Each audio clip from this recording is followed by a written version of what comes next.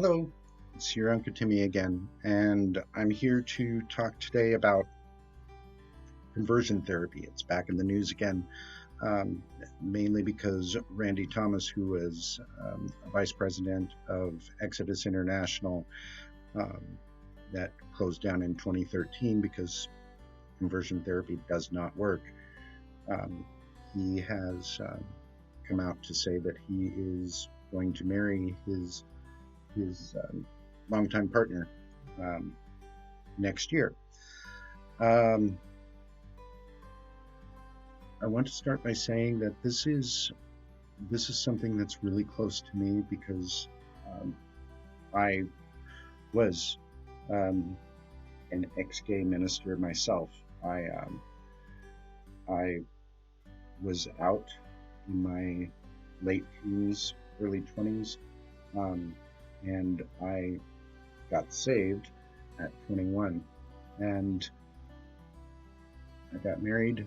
I have a daughter. I have three grandchildren, um, and my ex-wife, 17 years my senior, she and I both worked um, in a ministry that was under the umbrella of Exodus International. It was called Metanoia Ministries, and it was at first when we first got involved in it, they were centered in Tacoma, but moved up to Seattle. I was on the radio. I spoke at gatherings. There was in October, um, around the same time as National Coming Out Day, there was National Coming Out of Homosexuality Day, at which I spoke. One year, I spoke at churches. Um, I taught, um, or facilitated, is what they called it. I facilitated the a class, a series of from Andy Comiskey, who was also a member of Exodus International, and that's called Living Waters. Um, and so I facilitated that. After going through it, um, I did everything in my power for almost 20 years to change who I was. A lot of my PTSD symptoms come from hiding who I was for that long, denying who I was, denying myself the freedom to be all of me. Um, I was in the strong belief that God was going to change me. I was of the strong belief that if I was just good enough, that finally my same-sex attraction would disappear, and that I could be the true man of God that I was meant to be. I am here to say that it is a fallacy. Conversion therapy does not work. It is absolutely impossible for someone to change who they are, period. If you think it's so easy, I tell some of my straight friends, if you think it's so easy, tomorrow wake up and decide that you're gay. And if you do decide that you like members of the same gender, um, you might consider the fact that you are bisexual. Sexuality is ingrained in who we are. It is part of who we are. It is an immutable characteristic of who we are. It is as much a part of us as being right-handed or left-handed. It is simply who we are.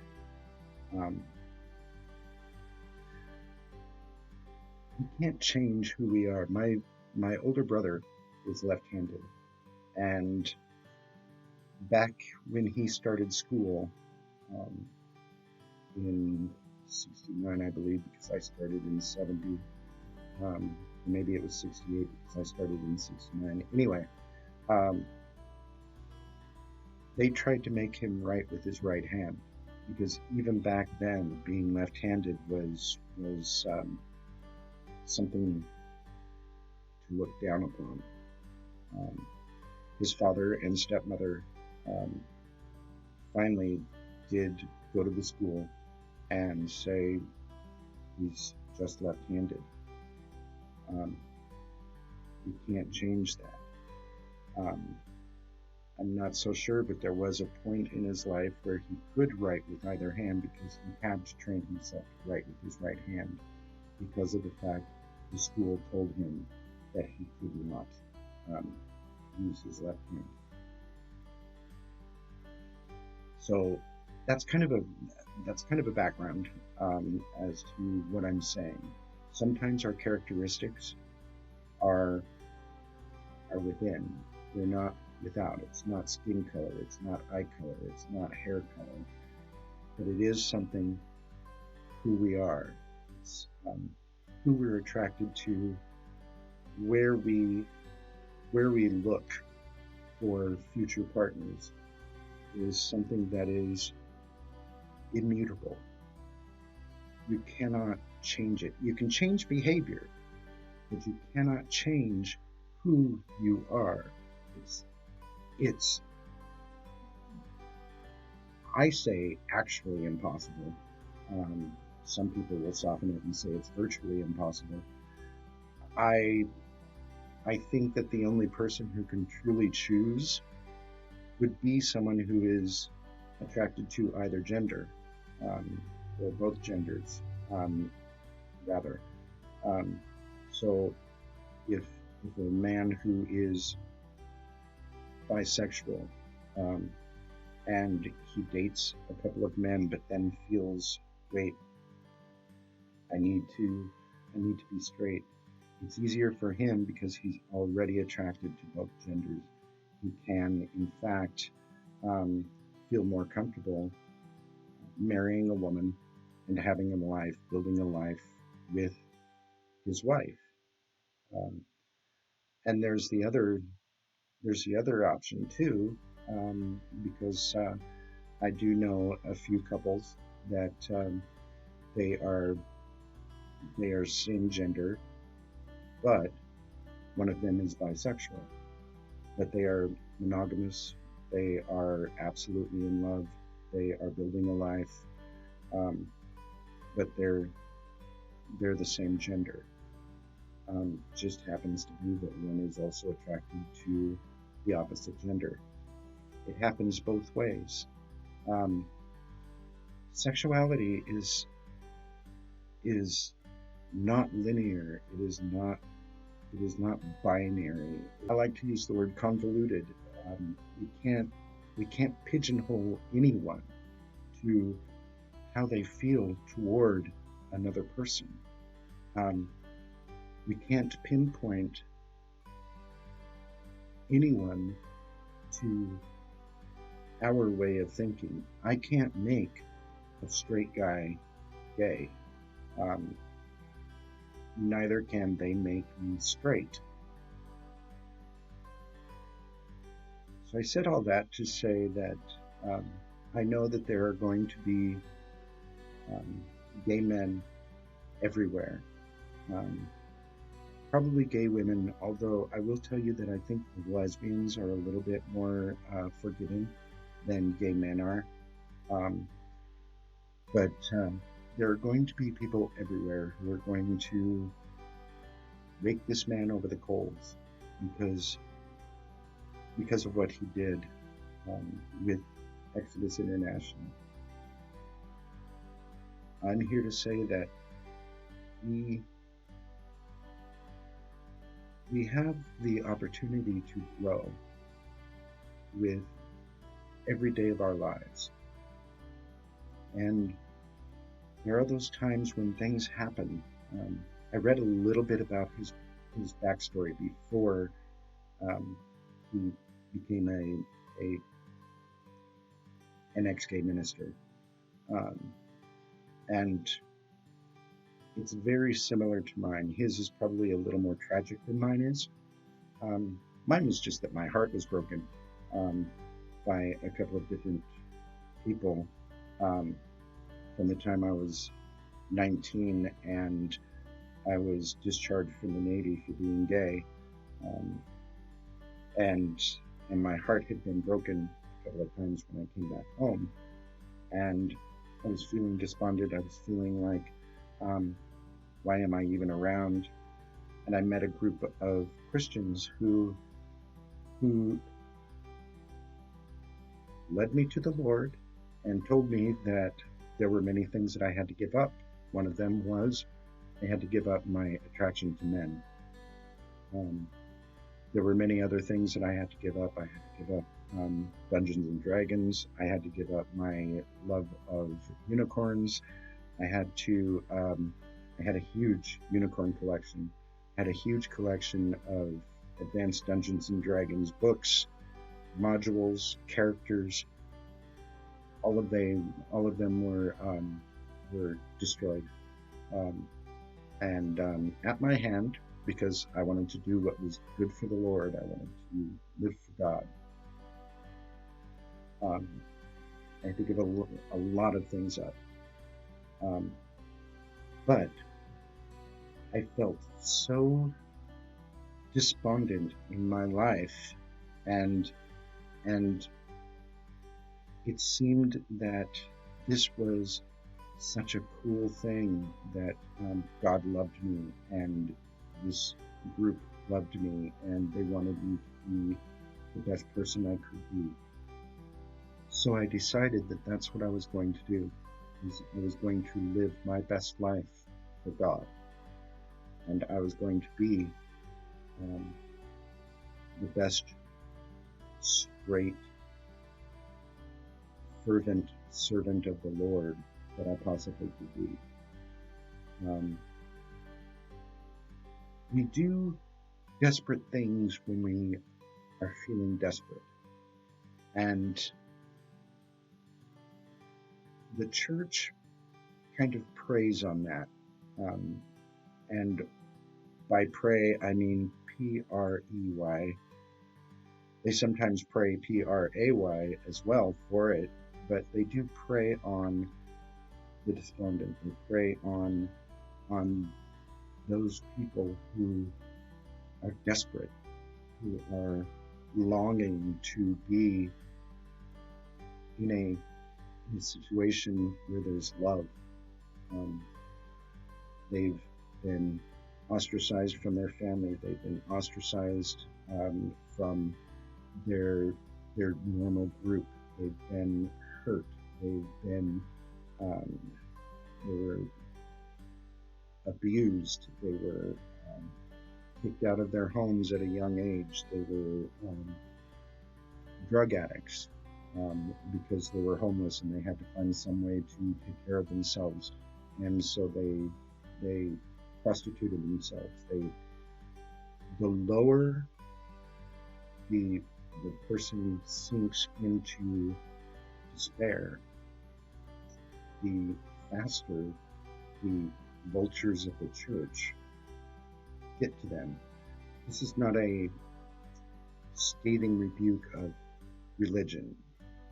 Okay, I'm talking about those people who are all about conversion therapy and changing who people are to control their lives. That's basically what I'm talking about, are the controllers. So when I say the church in this context, what I mean are those people who hate homosexuals, they hate transsexuals, they hate queer people, they hate, hate, hate, hate. So they take that hate and they disguise it in this pretty little wrapping of God wants the best for you and God wants you to be the best person you can be, and they offer it to you even though it's a box of shit. Because frankly, in all of my research since coming out again at 38, the gay bashing Bible verses, what I'm finding out is God really doesn't care. But I had to come out in order to find that. Back to my story though. while I was in the midst of a 5-year tenure with ex-gay ministry, um, I wasn't a good boy. I um, I found anonymous hookups. I found ways to um, look at and be with men. I um, I was not um, I was not faithful. I'm not proud of it, but it happened. It's what happens. Um, I was I was not fulfilled in a way that I would have been had I married a man. Um, it would be in the same way of a straight guy trying to build a relationship with a gay guy, knowing that he's not really attracted to the gay man, he's not fulfilled in that. That is not what he's. That's not who he is. Think of it in that respect, and you'll find out, or you'll understand where we who have come out of conversion therapy and even out of ex-gay ministry um, are. This man, Randy Thomas, I feel does not need to consistently apologize for what he did while he was a part of Exodus. I think one time is good, but I think if he is ever in another interview after the initial announcement of his engagement, he feels like he has to apologize every time he's talked to about what's going on in his life and what he did in the past. I think that's wrong. I think we are wrong to demand that of him, because while I am sorry about what I went through, I don't apologize for it all the time. I don't. I talk about what was going on in my own head. Fact is that I thought I was doing what was right because I was in pain, and I was thinking that the more I did, the better I was going to be, and the faster God would take this away from me because I didn't want it at the time. The reason I didn't want it was it changed over the years. At the beginning, it was because I was hurt. I was thinking, there's no use in this gay life. There's no reason for me to be gay. Why am I here? Why am I this way? Why am I lonely? Why am I sad? And I was given this promise of something bigger and better. And over the years, it was, well, I'm married and I have a child and I have a ministry and I need to stay this way, and this is the way God wants me to be. And it was no longer the fact that I was unhappy because of being gay. What I realized was I was unhappy because I wasn't changing. Because I wanted to live for God. I wanted to do what they told me God wanted me to do. When I came out and I started doing more research from the other side of the fundamentalist Pentecostal Exodus International Metanoia Ministries type of viewpoint, and I was going to a church that was here in our local town that was a reconciling church. It was an inclusive church, and I did a lot of studies with them, and I read a lot of other people, read a lot of books, got online, probably more than I should have for any subject, but that's the way I am anyway. And I discovered that the church's viewpoint on homosexuality is an exaggeration of the biblical view of homosexuality, and probably is not at all what Jesus talked about every time he talked about sexual relationships or marriage or any of that. Um, and again, I'm not going to go into all of that, but that is what made me change my mind, made me reconcile the fact that I was gay and still wanted to be a Christian, but did not. I At first I couldn't reconcile the two because I was so ingrained with what I had learned for the 20 years previous, and I have a degree in theology, but it's a theological degree that is based on fundamentalist um, interpretations of some very vague scriptures, and that runs the whole gamut. That's not just sexuality; that's the whole gamut. But when I realized that I was holding too much stock in the wrong interpretation, and when I realized that um, extrapolating meaning by going into the original languages and all of that made who I am more what God wanted me to be, I started to then make my shifts and really understood that conversion therapy is it's an abuse. It's an abuse of people. It's a control issue thing. Essentially it's essentially emotional rape. It is exactly opposite of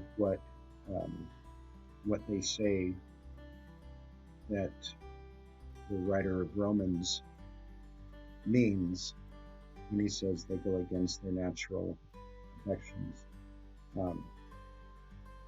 By trying to change somebody into being something that they are not naturally, you are causing them to sin. And when you realize that, it's less about being sorry for doing it and more about realizing that you were, in fact, culpable in hurting many people. And it's painful when you come to that realization. I tell you what, in the future weeks or so, I think that some of us are going to be hearing a lot about the LGBTQ community attacking Randy Thomas, what he did in the past. But I can guarantee you that whatever they say, whatever they do, however they treat him, won't be nearly as bad as the mental anguish and the mental torment and torture that he's putting himself through. And I believe that what we need to do is we need to actually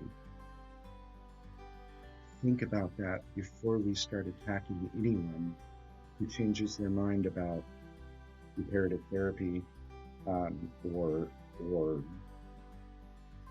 anything. When they come to that realization and they say, you know what, I was wrong. I think that is, beyond a shadow of a doubt, the strongest, bravest thing to do, especially when they do it publicly. As a public figure, a prominent public figure, particularly within the church, his was undoubtedly just naturally public. It wasn't a private thing for him. I doubt it very easily could have been a private thing for him. So I'm basically going to stop there what I really wanted to just say is, please, when something like this comes up, when you're talking about this man, um, don't be flippant. Don't. In fact, reading a story right now about it, and it says ex gay man who opposed marriage equality. I'm about to get married to a dude. Me, in deadpan monotone. I'm so happy for you. I think that's disgusting. I'm not gonna lie. I believe that that is one of the most disgusting things to. I think it's a horrible way to react to somebody who is already in pain for what they did in the past. Uh, we should actually be happy for him. We should be we should be grateful that he has come to the light of understanding that conversion therapy does not work. It destroys. And the younger you start conversion therapy, the younger the person is who is forced into conversion therapy, the more dangerous it is for them. We have to understand that. We have to absolutely stop that from happening. I think conversion therapy, not just for youth, but for everyone, everywhere, should be illegal. It is a control issue. It is, again, emotional rape. It is detrimental to the psyche of everyone who has gone through it. And like I said, that you can change your behavior. You can't change who you are. It's not easy for us to deny who we are, no matter where in the whole mess of sexual orientation we happen to wind up in. So please, if you hear someone bad mouthing or doing anything, saying anything against Randy Thomas, or just a little less than pleased that he's finally realized who he is and is coming out, let them know that they should be pleased for him. So I've rambled for about 30 minutes. If you like this video, go ahead and push the like button down below. And if you want to subscribe to my channel, feel free to push that subscribe button. And let me know what you think. Did I hit it? Are we